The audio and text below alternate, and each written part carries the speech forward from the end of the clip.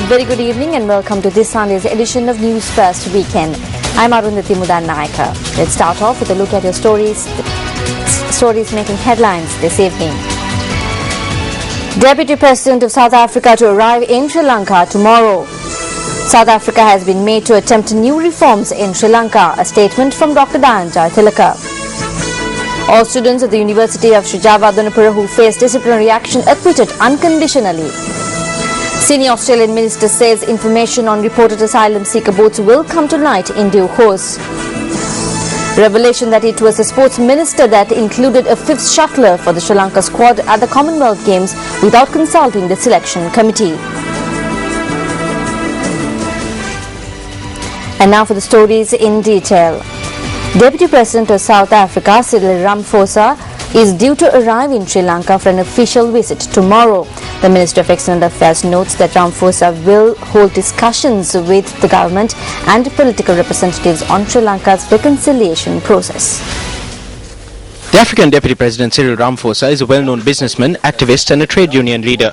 He was elected Deputy President of the African National Congress or ANC in December 2012.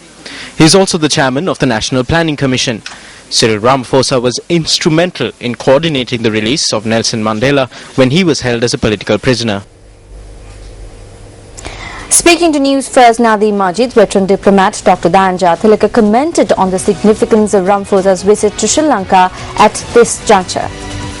South African Special Envoy on Sri Lanka, Cyril Ramaphosa, who is also a Deputy President of the African National Congress, is due to arrive in Sri Lanka tomorrow. In the current political backdrop, what is the significance of his visit? It's a very significant visit indeed. Cyril Ramaphosa was once touted as a possible successor to Nelson Mandela, and I think that's back on the agenda now after several years. The United Nations International Inquiry into Sri Lanka has been named and has former President of Finland, Martti Ahtisaari, as one of its experts. Now, when you have heavy hitters like Martti Ahtisaari on the other side, as it were, gunning for Sri Lanka, it is very, very important for the Sri Lankan government to have as close and cordial a relationship as possible with someone like Cyril Ramaphosa and with a country like South Africa. It's a pivotal, an emerging power. It has been a friend to Sri Lanka, and that friendship has to be capitalized upon. Dr. Jathika, can I also ask you, what do you think Ramaphosa will be hoping to accomplish during his visit here, during his meetings with government officials? Well, I think he will test the waters. He will assess the sincerity of commitment of the Sri Lankan government and the TNA / the Northern Provincial Council leadership to a renewal of political dialogue at the highest level. So I think it's more a reconnaissance mission than a trip on which he hopes to make some kind of breakthrough. But I think the focus of South Africa, and here it is important that he is being accompanied by Ibrahim, a very senior ANC politician who spent 12 years with Nelson Mandela on Robben Island. Ibrahim has been to Sri Lanka. He has been engaged in searching for a solution for 10 or 15 years. So he's very clued into Sri Lanka. Dr. Jathika, can I also ask you, now Sri Lanka has already expressed its view that it is not going to cooperate with the UNHRC mandated international inquiry. How do you think Mr. Ramaphosa will approach this subject during his visit here? Well, I don't think Mr. Ramaphosa and the South African side will bring that up at all. It is incumbent on the government of Sri Lanka to keep South Africa on side, as it were. In 2009, the South Africans were a pillar of support for Sri Lanka in Geneva. That is not quite the case anymore. The South Africans have taken a position of benign neutrality. But it is important that we don't push a country like South Africa away from us by not cooperating with them in the search for a political settlement with the Tamil democratic leaderships. if we have someone like Cyril Ramaphosa on our side, and if he goes out and tells the international community, look, the Sri Lankan state, the Sri Lankan government is interested in political reconciliation, is interested in moving forward on devolution, and that South Africa is helping in that process, then we will find it much easier to stave off this UN inquiry. Speaking at separate events held yesterday, 3 government ministers expressed the following views on foreign interference in Sri Lanka. Obama has brought a resolution against us. Your parliament has already decided that none of these damned persons will be allowed to set foot in Sri Lanka. They will compile a good report on Sri Lanka with various recommendations and get it passed at the United Nations. When it comes to the Security Council, we believe that China and Russia will stand with us. So when either China or Russia oppose this in the Security Council, there is only one thing left to do.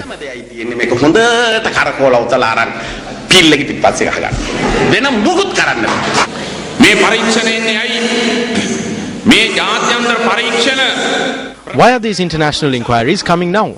These international inquiries are being introduced because Prabhakaran was killed. These international inquiries are coming now because we did not heed the calls of Western nations to stop the war and instead took decisions to bring peace to this country. If we did not lay a hand on Prabhakaran, there would be no international investigation. If we did not destroy the LTTE, there would be no international investigation. No matter what face this investigation takes on, it is the hopes of LTTE activists beyond these shows that are behind these investigations. No country in the world has remained after cooperating with such an investigation. All those countries have been destroyed.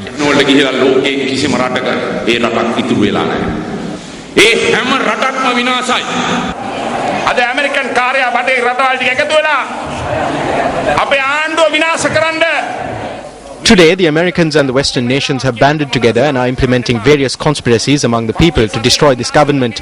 We must not forget that. You may have seen last week that the American ambassador had published newspaper advertisements for volunteer organizations and NGOs informing them that 200 million had been set aside to show them how to vote. My friends, this is not an attempt to enthuse our people to vote. It is an attempt to destroy our voter base at the coming presidential election.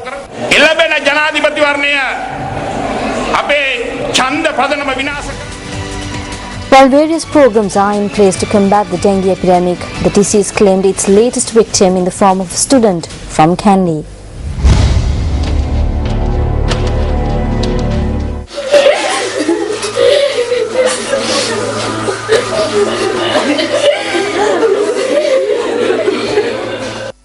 Isuru Bandara, who was 14 years of age, was a resident of Kundasale in Kandy. He was admitted to the Peradeniya Teaching Hospital 3 days ago after being diagnosed for fever, but he succumbed to his illness last evening.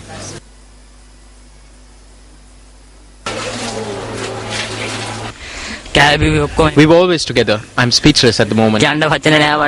This footage was captured by our cameras at the location.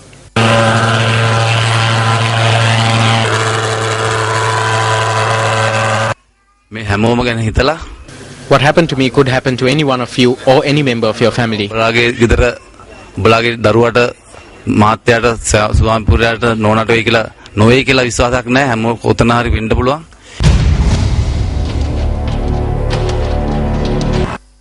The Health Ministry says that more than 100,000 households have been inspected in the inspections that were conducted in the last 3 days. Legal action has been initiated against 856 households, while red notices have been issued to 3,376. Meanwhile, views were expressed on the progress of dengue eradication programs in the Colombo municipality and elsewhere at discussions held yesterday. We have organized a program to be implemented on the 8th, 9th and 10th. At the same time, we hope to continue with this joint operation until the situation is mitigated. Homes were inspected in Vallampitiya yesterday with the participation of the Kolonnawa Municipal Council and the Kotikawattamull Eriyawa Pradeshiya Sabha. The railway line from the Colombo Fort to Dematagoda was cleaned up yesterday as part of the dengue eradication program underway in the Colombo municipality. 136 fever patients are currently being treated at the National Hospital in Colombo, while 94 have a confirmed diagnosis of dengue fever. The hospital director says 16 of them have been diagnosed with dengue hemorrhagic fever. A spot fine system has been introduced for homeowners in the Western Province. I believe that if other provincial councils follow the example of the Western Provincial Council, it would aid a great deal in preventing the spread of dengue and the loss of precious lives.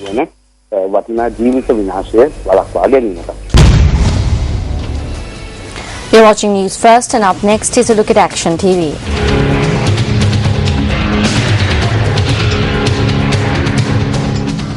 Although there is an act in existence which confers on the Commissioner General of Examinations the prime power in maintaining the secrecy and credibility of examinations, probably more important than this power is the understanding and trust between external parties who liaise with the Department of Examination.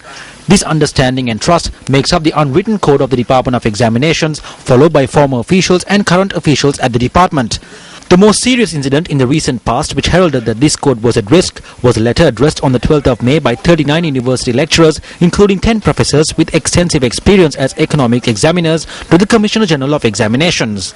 Through this letter, the lecturers who raised questions about the secrecy and credibility of past advanced level examinations accused the Commissioner General of acting with political motivations.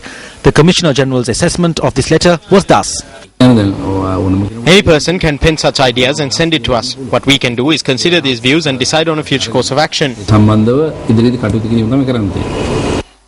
In spite of the Commissioner General's statement after this letter was made public and based on the allegation levelled by Dr. Jagat Bandaranaike, the Chief Examiner of the Business Studies examination, that the Commissioner General had submitted 5 questions to be included in last year's advanced level examination, the subject minister issued a response using parliamentary privileges. Professor Danny Atapattu has been compiling the economics question paper for an extensive period. Various allegations were levelled through newspapers and other media. He authored 2 books and gave marks only if the answers were in accordance with what was stated in the books. And when these allegations were examined, he was removed and others were appointed in his stead. But Dr. Jagat Bandaranaike has been removed. He resides with his children in Canada. He has come here only to carry out the task of compiling the question paper. He has been compiling question papers for an extensive period and was removed by the Commissioner General of Examinations.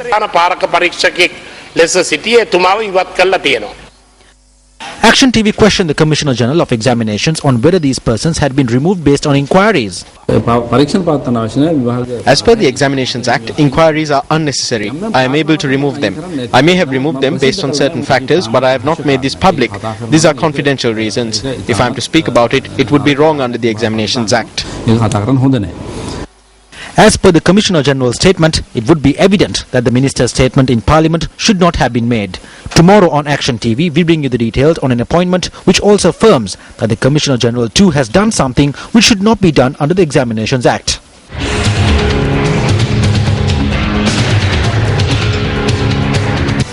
Governor of the Uva Province, Nanda Matthew, notes that he is yet to be informed in writing on dissolving the Uva Provincial Council. Responding to inquiries made by Newsfirst, he noted that the resolution of the Provincial Council might take place following the conclusion of the Perahara Festival of the historic Khatragama Devalaya. The tenure of the Uva Provincial Council is due to expire in September. Although rumours are abound of an impending Provincial Council election, the Governor of the province notes that he is yet to be requested to dissolve the council. 32 councillors are to be elected to the Provincial Council from the 2 districts of Badulla and Moniragala. The Badulla district, which has an area of 2,861 square kilometres, comprises of 15 administrative divisions. The district has a population of over 800,000 and has 9 electorates. According to poverty line data issued by the Department of Census and Statistics, based on the year 2002, the Badulla district has ranked low on the poverty line over the past 12 years. There had been so many programs to be implemented by the Provincial Council, but they have not been implemented as yet. The drainage water flows in the middle of the town. There is a shrine along this road. Are these people going to look into the issues villagers face when they are ignorant about the things happening in the middle of a town? I am surviving on a meagre income. No one is looking into our welfare. There is no point in us voting. As of June this year, while the average required expenditure per capita in the Badulla district was 3,886 rupees, the actual per capita expenditure was 3,847 rupees. A program conducted under the UNP's Jana Jai initiative was held in Moratua today. Let's take a look at some of the views expressed during the program. From the 1st of August onwards, instructions have been issued to place a safety sticker on selected services provided via suppliers, including water bottles, milk packets, bars of soap and 7 rupee shampoo sachets. That means that even if we go to a small shop to purchase a 7 rupee sachet of shampoo, it cannot be sold without the sticker issued by the authority under Minister Johnston.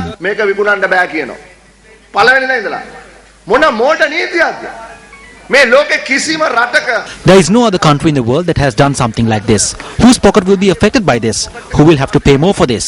It is us. I call on everyone in this country to please rise up and say that they do not want this tax, and that if this tax is imposed, they are not prepared to pay this. We shall say so and show our strength to the government.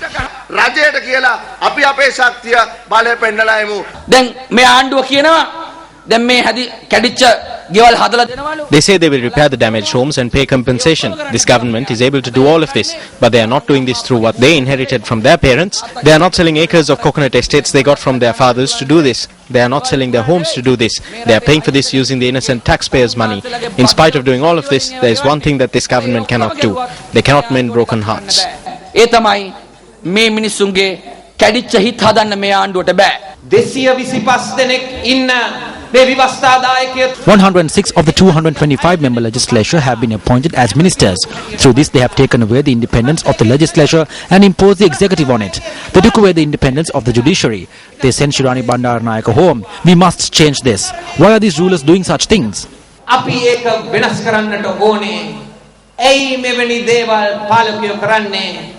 Following the meeting, the Janajaya tour was held, during which representatives went from door to door raising public awareness. No matter who says what, even if the government harasses us or even if we are harassed from within the party, we need not sign in blood, for it is the blood of the UNP that flows in our veins. At this instance, I wish to pledge to the people that we will not abandon the UNP until our lives end.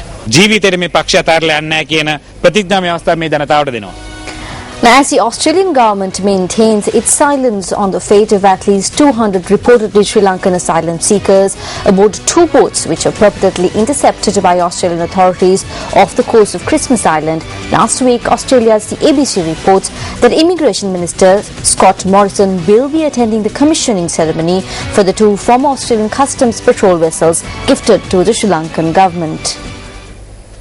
Australia announced the gift of two Bay-class patrol boats in November last year after the vessels saw about 10 years of service with Australian Customs. The ABC reports that the vessels have been brought back to full operational capability at a cost of $2 million Australian dollars and will be used by Sri Lanka to help combat people smuggling in the Indian Ocean. Meanwhile, refugee lawyer David Mann says the international community has the right to be interested in the Australian government's policies on asylum seekers. Mann told the BBC that not enough information is being shared. He said, quote, "The Australian government is imposing a shroud of secrecy on the treatment and the fate of asylum seekers at sea in circumstances where we have profound obligations to protect people fleeing from prosecution," unquote. Sri Lanka's High Commissioner to Australia, Admiral Thisara Samarasinha, has told the ABC that since the end of the war in 2009, there has been peace in Sri Lanka. The ABC quoted the High Commissioner as saying, quote, "There is no reason for any Sri Lankan to leave Sri Lanka other than economic opportunities," unquote. He added, quote, "There have been thousands of failed asylum seekers who have been either voluntarily or involuntarily returned to Sri Lanka. They are leading a normal life in Sri Lanka with no harassment," unquote. Meanwhile, senior Australian Government Minister Eric Abetz says that the Australian government is not disappearing asylum seekers, adding that the details of the matter would be revealed in due course. Abetz made these remarks on ABC's Insiders programme.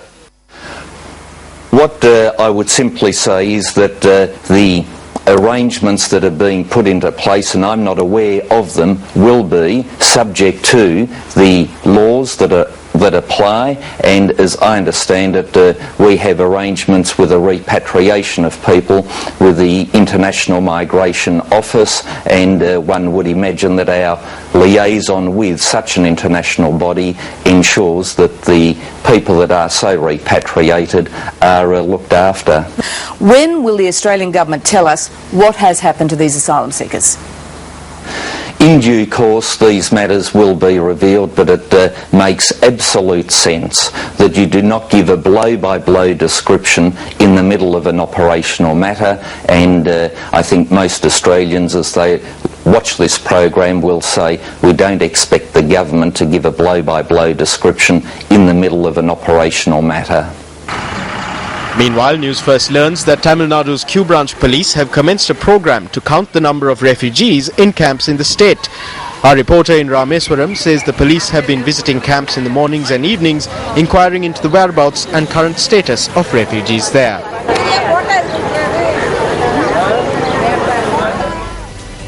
Still in local news, the Ministry of Health has initiated a new program to obtain public views on the functioning of the health service. The purpose of this program is to provide a quality health service to the people. Additional Secretary of the Ministry of Health, K.A.S. Kirgala, noted that the pilot project of this initiative commenced in Piliyandala Health Division. He says that the initiative will enable the ministry to inquire into whether the conflicts that arose between various professions in the health sector in the recent past have affected the services rendered to the public. The Additional Secretary of the Ministry of Health noted furthermore that all proposals submitted by the public will be implemented following discussions with trade unions. Meanwhile, speaking at an event held in lieu of the 60th anniversary of the Sri Lanka Republic Health Service Association, Senior Minister Professor Tissa Vitarna expressed these views on the health sector. දේශ බලපෑම් තියනවා අපේ මේ නිදහස් සෞඛ්‍ය සේවය නැති කරලා දාන්න. There is foreign pressure to destroy our free health service. There is domestic pressure as well. We must fight against this. At the trade union level, I have no doubt that your trade union will carry this fight onward. There are various conspiracies on the part of multinational companies, and there is a mafia within the health service too. We must fight against this. I ask that you carry this fight forward without going on strike as far as possible. If that happens, it will be the despairing patients that will face hardships. අපේ අසරණ රෝගීන්ට තමයි එහෙනම් දුක් විඳින්න සිද්ධ වෙන්නේ. In business news this evening, data released by the Ministry of Finance shows that 55.8% of manufacturing tax revenues from the first quarter of the year have come from alcohol and tobacco products. Data also shows that tax revenue from alcohol increased by 8% on the first quarter of the year. According to the Ministry of Finance and Planning, the government has earned 22.5 billion rupees as tax from alcohol, an 8% increase when compared to the 20.8 billion rupees of tax earned in the first quarter of last year. 17.5 billion rupees have been earned as tax from cigarettes in the first quarter, representing a 4% increase compared to the same time frame last year. The Finance Ministry states that the total earnings received by the government as tax from alcohol and cigarettes for the first quarter of this year is 40 billion rupees. This stands in stark comparison with the 31.6 billion rupees earned in tax revenue from all other products in the first quarter of the year. All students at the University of Sri Javadanapura who were subjected to disciplinary actions including suspensions and expulsions have been pardoned unconditionally. Issuing a communique, media spokesperson of the university, Professor Praneeth Abesundara, said the decision has been taken unconditionally effective from the 3rd of July. The communique further notes that the decision was made following the consideration of repeated requests made by parents of the students as well as considering the mental and physical health of the students as well as members of their families. On several prior occasions, Newsfirst has reported on elephants being killed as a result of human activity. Our cameras captured footage today of a scene that paves the way for such tragedies. This is Digampataha, located not far from the Dambulla town. Many persons who witnessed this scene question as to how many more elephants will lose their lives if steps are not taken to ensure proper waste disposal. The situation has affected not only wild elephants but other fauna as well.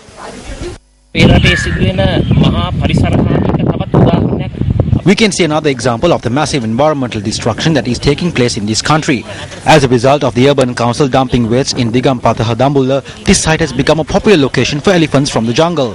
The environmental destruction here is gradually destroying our country's wildlife resource. Elephants are dying after consuming this waste. The footage shows us the harm that has been caused to our environment. It is extremely saddening that this destruction is taking place with the awareness of the government and the urban council.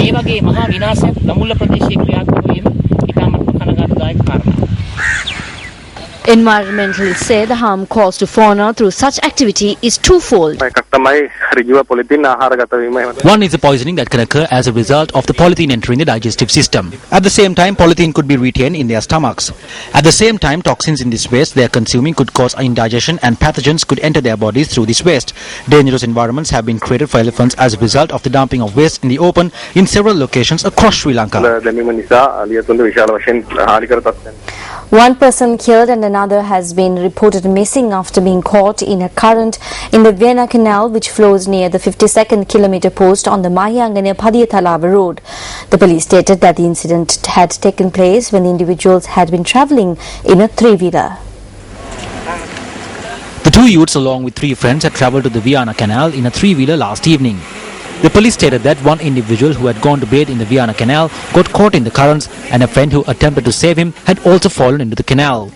The police stated that three other individuals had travelled along the bund of the canal in an attempt to save the two other individuals and had subsequently fallen into the Vienna Canal when the three-wheeler they were travelling in toppled over.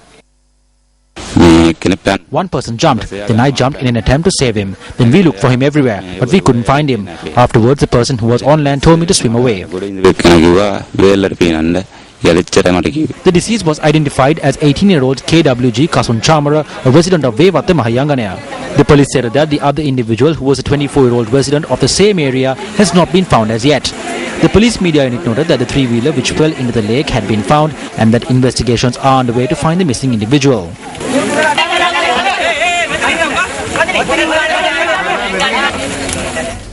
The body of the suspect who jumped into the Danugangoya while in the custody of the Jail police has been recovered. Police said that the body was discovered following a search carried out at the Danugangoya. Police noted that the suspect had jumped into the Danugangoya last afternoon while in handcuffs.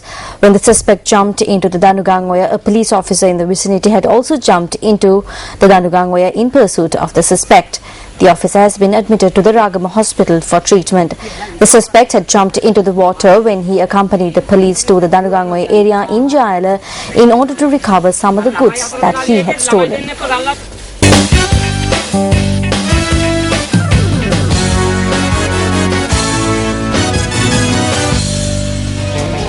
Taking a look at sports news this evening, South Africa recorded a comprehensive 75-run victory over Sri Lanka in the first ODI played at the R. Premdasa Stadium in Colombo today. Winning the toss and electing to bat first, the South Africans posted a mammoth total of 304 runs for the loss of 5 wickets. After losing their first 2 wickets for 60 runs, Captain A.B. de Villiers and Hashim Amla put on a third wicket stand of 151 runs. De Villiers was eventually dismissed for 75 runs, while Hashim Amla batted scored 109, incidentally his 13th ODI 100. Ajantha Mendes bagged 3 for 61 for Sri Lanka. Chasing a target of 305, the host got on to a decent start when openers Kusal Perera and TM Dilshan put on a stand for 50 runs. However, Kusal Perera was dismissed for 34 runs, while Dilshan was caught behind for 40. Rising for the occasion yet was Kumar Sangakkar, who scored 88 of 83 deliveries for his 86th ODI half-century. Sri Lanka continued to lose wickets at regular intervals and were eventually bundled out for 229 runs in 40.3 overs. Hashim Amla, the centurion today, is Argentina reached their first World Cup semi-final since finishing as runners-up in 1990 with victory over Belgium in Brasilia, which sets up a clash against the Netherlands, who beat Costa Rica 4-3 in a penalty shootout after 120 goalless minutes.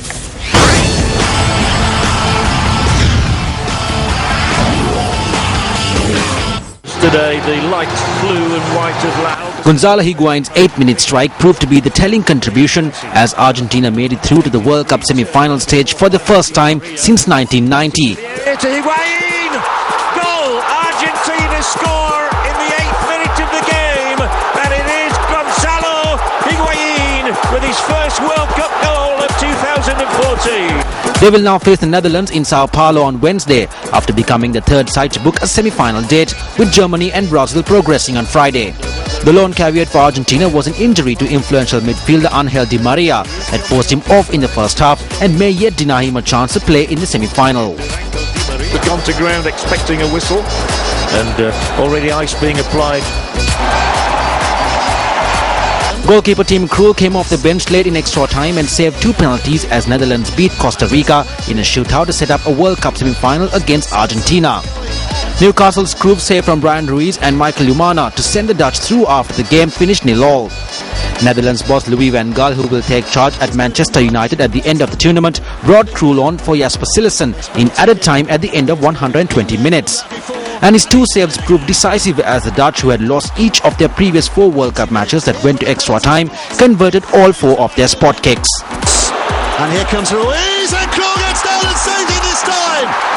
Side in the game. Oh, and he sends the keeper the wrong way. It's Amana who steps up. Oh, and Krul has saved it. It's Krul for the Dutch. It's Kruller for Costa Rica. The goalkeeping hero who came on for the bench in the very last second has become a World Cup hero.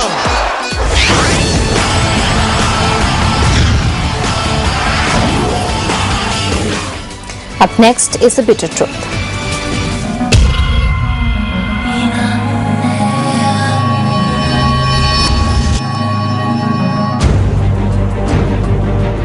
On several prior occasions, the bitter truth has highlighted that individuals who have fallen from the skies have been nominated to participate in the Commonwealth Games, while players who qualified through selection tournaments such as athlete Uday Viraj Veerasinghe are plentiful.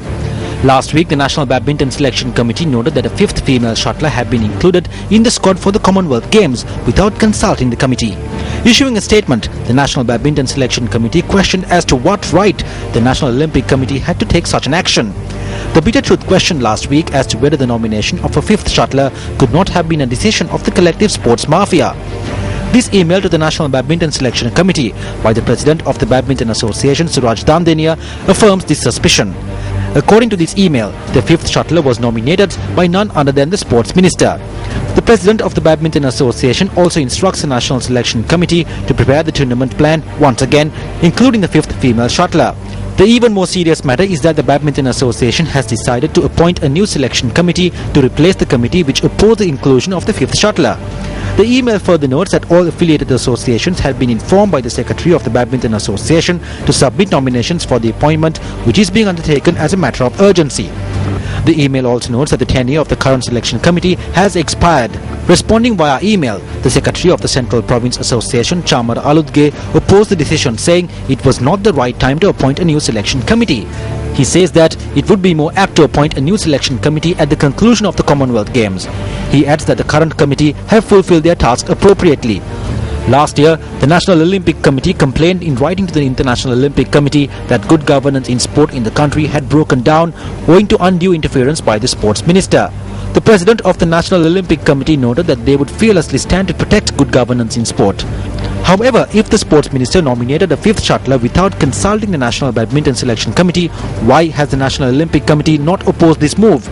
Are good governance, democracy and integrity in sport a mere afterthought for the National Olympic Committee and its president, applicable only when the situation is disadvantageous to them? Or could it be that it is the officials of the National Olympic Committee themselves that are behind the naming of the 5th shuttler? Open for debate.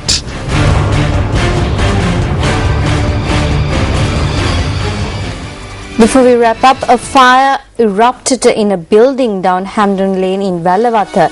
Police media spokesperson SSP Ajit Rohan has said that the fire erupted at around 8 this evening and that the fire was brought under control within the span of 1 hour. No casualties or injuries were reported in the fire. And with that, we wrap up tonight's edition of News First Weekend. Thank you very much for joining us. I'm Arundhati Mudan Nayaka. Have a great week ahead of you. Good night.